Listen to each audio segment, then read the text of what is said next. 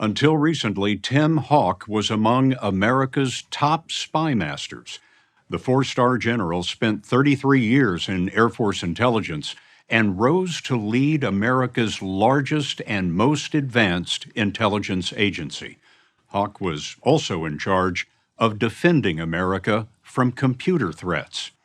In his first television interview since retirement, General Haugh is here to warn that China has hacked into U.S. computer networks to an astonishing degree, and he believes he knows why. The surprise, Tim Haugh told us, is that China is targeting not just the U.S. military and industry, but also Americans in their homes. The story will continue in a moment. I think initially we were surprised that China would target every American with these capabilities. That goes against every norm of international law. That certainly goes against how the United States military would approach targeting in a crisis or a conflict. That the fact that they would go after basic services as part of their effort that they have identified as unrestricted warfare is unconscionable. And what did they target? They targeted water, they targeted electrical power infrastructure, transportation are examples of the types of things that were targeted. And in many cases, they're vulnerable. Multiple intrusions at utilities were discovered in 2023, and China had been on some of their computer networks at least 5 years. You're saying that the Chinese today are in American power plants, water treatment plants, other parts of the electrical grid, maybe even hospitals, telecommunications, all of that? So there is a daily contest that is going on to be able to deny China those accesses, but they are certainly attempting every single day to be able to target telecommunications, to be able to target critical infrastructure, both in the United States and in other countries, and they are doing that to try to ensure that they have an advantage in a crisis or a conflict. Is China preparing for war? There was no other reason to target those systems. There was no advantage to be gained economically. There was no foreign intelligence collection value. The only value would be for use in a crisis or a conflict. In 2024, Tim Haugh rose to lead both the National Security Agency, America's largest spy agency, plus U.S. Cyber Command, the military defense in cyberspace. Haugh took over just as the scope of China's hacking of utilities was becoming clear in a place no one would have imagined. Is Littleton a major supplier of some kind to the federal government? We are not. Major supplier to a military base? No. Nick Lawler is general manager of the Littleton, Massachusetts electric and water utility. His town has 10,000 residents. Can you think of any reason that China would target your little community? That's the exact question I had for the FBI when they visited me on that first day, and I still can't answer that question. No, I can't think of one reason. The FBI visited in November 2023 to tell Lawler that China had access to his utility's computer network. He says the feds told him he was one of 200. How much of all of this is controlled remotely by computer? All of it. In his water treatment plant, Lawler showed us tanks of dangerous chemicals that are precisely controlled to deliver clean water. If you had control of these tanks, you've got control of Littleton, Massachusetts. You can poison the water. You can poison the water. But China was caught before it had operational control. With Lawler's permission, the feds watched what China was doing, and what they learned was part of an awakening for American security. If you are willing to go after a small water provider in Littleton, Massachusetts, what other target is off the list? So from that perspective, this is a national threat. It's one that needs to be addressed, but it's also one that every American should understand. Because if they're willing to go after that small provider that doesn't have a national security connection, that means every target is on the list. So help me understand. Why Littleton? If we are involved in something in the Indo-Pacific that is becoming a challenge between the United States and China, the more that China could get us to focus at home means now our resources are focused in the homeland. That would distract us, distract resources, make it more difficult for us to mobilize in a crisis. Littleton may not be a very large place, but if the Chinese took its water offline, the entire country would be focused on it.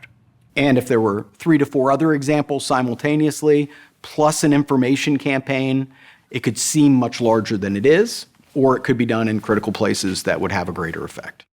Other critical places believed to have been targeted by China over years include New York City's Metropolitan Transportation Authority, 13 gas pipeline operators, the Port of Houston, and major phone companies. But here's the bottom line on this. They have gotten to be very, very good at cyber operations. Mike Rounds thinks he knows why China is doing this. The Republican senator of South Dakota is chair of the Armed Services Cybersecurity Subcommittee. He believes China intends to deter the U.S. from standing up in a fight by hacking our most sensitive industries. But all it takes is a blip on the financial markets to delay certain trades by just milliseconds to put the market into an entirely different attitude about the security and the soundness of being able to make those transactions happen. You're talking about causing chaos on Wall Street. Threatening to be able to cause chaos on Wall Street would be something that they would love to do. And turning the lights on and off. Most certainly. Or to start out with, whether or not you can get an airline reservation. And so those are areas that they would love to do just so that when the time comes, in my opinion, they can look at it and simply say, we know where you're at. Don't mess with us. We're capable of causing real problems for you long term. China is causing those problems by exploiting vulnerabilities in network equipment. In Littleton, Massachusetts, China found a weakness in a network firewall. That's not unusual when software vulnerabilities go unpatched or when out-of-date equipment is no longer supported with security updates. Once inside, China did not install malware, which could be a red flag. Instead, it stole login credentials and masqueraded as a legitimate employee. They are just gaining access to that system and then attempting to lay dormant. They're not spending more time collecting intelligence or taking other activities. It's there if they need it later. Exactly. Do we even know how extensively the Chinese are into our systems? I don't think we have a perfect knowledge of that. How many Chinese attacks are there on U.S. systems in a day? I would expect that automated activity are happening at scans at the millions of devices throughout every single day. China denies the hacking. The White House told us it is working to assess exposure and mitigate the damage. In Littleton, the damage forced Nick Lawler to completely rebuild his network at a cost of more than $50,000. It is much more consuming to try to get somebody out of a network than to deny them access, which is why it's so critically important that we get the basics right in our critical infrastructure and in these substantive networks so that we aren't expending more resource to try to root them out. Tell me we're good at this. We are definitely good at this. Really? But the scale is a challenge. Very few understood the scale or the challenge as well as General Haugh. In the first Trump administration, he was promoted to 2-star general, then 3-star. But later, with a 4th star, he led the National Security Agency for only a little over a year. I got a phone call from a senior official in the Department of Defense that told me that the president had made a decision to remove me. He was fired in April after a far-right activist named Laura Loomer met with the president. Online, she explained that Haugh was disloyal and had been referred for firing.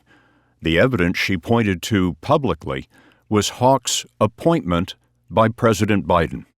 She called Haugh's firing a blessing for the American people. That has got to be galling after your career. I know in my heart that every day I wanted to achieve the things for our nation that would make us more secure and make every American safe. And that continued to my last day of service. So from that perspective, it certainly was impactful to me and my family. But at the end of the day, it's about our nation and it's about our nation's security.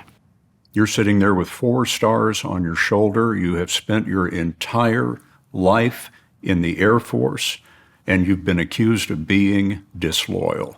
Your reaction is what? That every day I woke up committed to our national security and to meeting the expectations of the president. Not disloyal. Absolutely not. The White House did not answer our questions about Haugh's firing from the National Security Agency. Later, Haugh retired from the Air Force. We do not have enough of these types of leaders, and a loss of any one of them without strong justification is disappointing. A new acting head of the National Security Agency was appointed, but the week after the firing, Republican Mike Rounds, chair of the Senate's Cybersecurity Subcommittee, saw Haugh's sudden termination this way. The departure of General Haugh is a loss for our nation, but will be a tremendous gain for any private or public entity where he decides to lend his expertise and leadership. I wish him Godspeed. That said, as our adversaries watch this hearing, it will be clear that no matter the scenario, our cyber mission forces are ready. The National Security Agency and U.S. Cyber Command are consequential organizations. The second I was no longer the leader, focus shifts to them. They have consequential missions to do. And for my family, it shifts to how do we serve in different ways. Today, Tim Haugh serves by teaching at Yale and consulting private industry, but sidelined in government as China expands its aggressive hacking, spying, and theft of intellectual property. There have been resignations and firings of other people focused on America's cyber defense. What does that mean for our national security? Our overall capacity is getting smaller while we know China's continues to grow. There is still immense capability in the U.S. government. And now it will be up to the administration to be able to use that and build partnerships with industry to be able to ensure that we're countering these threats. If the United States does not dominate in this space, what is at stake? First, I'm always confident in our nation. But if we don't dominate in this space, China gains advantage with the ability to continue to steal intellectual property, which impacts our economy. They could gain increased intelligence collection, which would help them every day and also in a crisis and conflict. And they could pre-position in critical networks, both in the United States and with allies and partners, that could give them advantage in a crisis. We can't let that happen. How China could use U.S. farmland to attack America. It's an entirely new way of war. At 60minutesovertime.com.